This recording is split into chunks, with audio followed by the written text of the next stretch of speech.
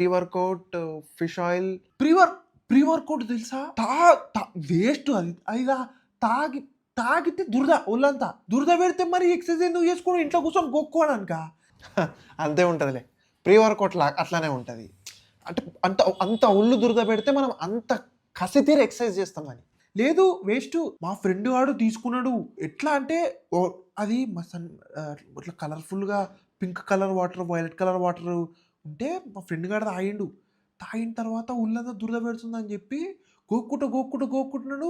ఇక మాతో వశం కాక మొత్తం బట్టలు ఇప్పి బరి మాతల రోడ్డు మీద ఉరుకుతానే ఉన్నాడు. ఎండలు ఉరుకుతున్నాడు.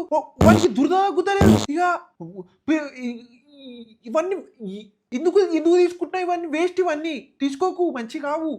తాగినప్పుడు ఒళ్ళు దురద పెడితే ఎక్సర్సైజ్ చేయడానికి అది. ఒకటేసారి తాగి పిచ్చి ఆవుడు కాదు, సిప్ బై సిప్ తాగాలి అది. అరే మాటి చదువు నీ అమ్మ. నువ్వు చేయడం